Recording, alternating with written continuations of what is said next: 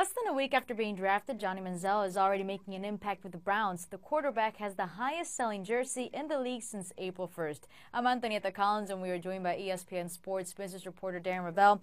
Darren, how surprising is it to see Johnny Football already outsell every other player in the NFL? Well, it's not surprising given the last couple of days and seeing the reaction, but obviously it means a lot. I think the best stat to put in perspective is that he sold nearly as many jerseys on draft weekend as RG3, Andrew Luck, and Tim Tebow combined. I mean, that just shows you, I think some of it's just who Johnny Manziel is and the flash, and I think some of it's Cleveland and the hope. But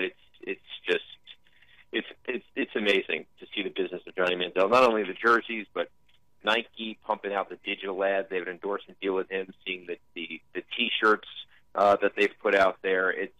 I do not think a player who has been drafted in any league in the history of sports has been merchandised so quickly. Now, Michael Sam is number 2 in this list as well. How impressive is the support he is getting from fans? Well, I also think I'm not surprised here. What is surprising is that his jersey went on sale Saturday night at 9 o'clock, and he sold more jerseys than Jadeveon Clowney, which is number 3 among rookies, who was available 49 hours before. So the speed at which it happened, I think, is amazing. I also think, the sense is that Clowney is definitely going to make the team, and potentially Michael Sam might not. Not to talk about Michael Sam, but really talk about how the St. Louis Rams are kind of stacked in the defensive end area position. So, people have a lot of confidence, but I think a lot of it is about what Michael Sam represents. You saw a lot of people, even when Jason Collins was on the 10-day roster, that a lot of people bought his jersey. I think it's really what he represents and kind of being a trailblazer.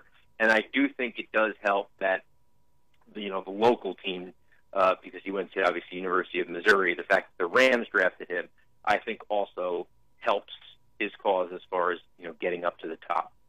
Darren, who else rounded the top 5? Clowney was 3.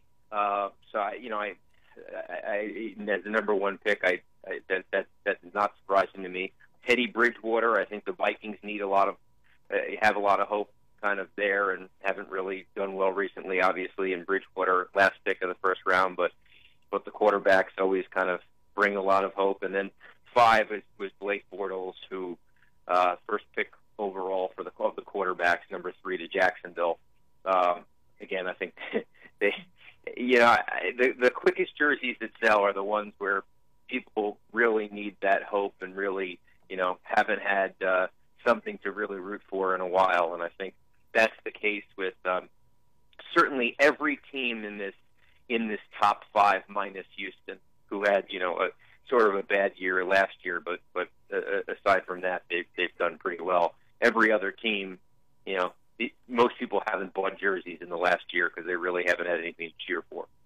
Darren Rovell with the insight. Good stuff as always. And for the latest on the NFL, make sure to keep it right here on ESPN.com. I'm Antonieta Collins with your ESPN Headline.